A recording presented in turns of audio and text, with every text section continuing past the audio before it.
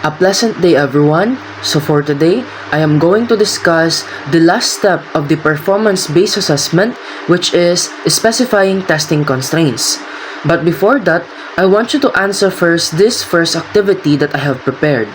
Feel free to pause the video to read the instructions and of course, to perform the activity. What are testing constraints? So testing constraints are the limitations or restrictions that impacts a performance assessment's design, administration, scoring, or interpretation. It could be practical, such as time allotment, the materials needed; technical, like this pertains to the different qualities of a performance assessment; human, which means there is a constraints between or in the teacher and the student; or institutional itself, or the institution itself, the rules and regulations being implemented, which affects how a teacher designs the performance assessment, how it is implemented, even the scoring system, and how it is being interpreted. Here are some questions that will help you in deciding which constraints to impose on a performance assessment. So number 1, what kinds of constraints authentically replicate the constraints and opportunities facing the performer in the real world?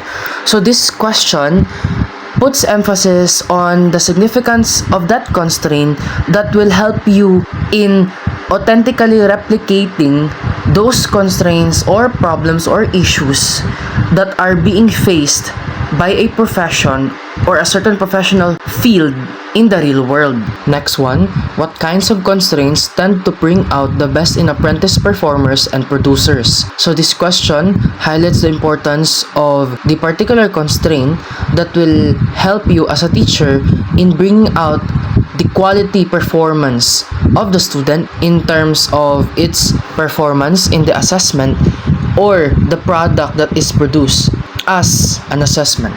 We have here some test constraints that teachers can impose in a particular performance assessment. We have time, reference model, other people, equipment, prior knowledge of the task, and scoring criteria. In terms of time, this pertains to how much time do we need to provide for the students to finish this particular performance assessment. Reference model or material, will the learners have the access to certain books, dictionaries, or notes in order to complete the assessment task? Other people, this pertains to will the students have the access to acquire informations from experts or people that can help in completing the performance task? We also have equipment.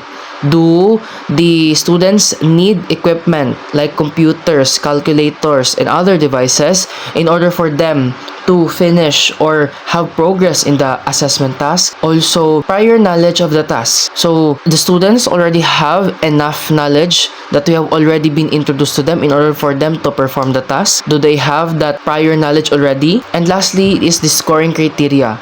So, should we let the students know the standards that we are going to use in assessing them in that particular assessment? And the last question is that what are the appropriate or authentic limits one should impose on the availability of the 6 resources previously listed? This pertains in considering the availability of the 6 test constraints that is previously discussed in creating your performance assessment, because this can affect the authenticity of the performance assessment, as we are challenged in utilizing by means of fitting the available test constraints. Now that we have discussed the different testing constraints, I want you class to answer this next activity.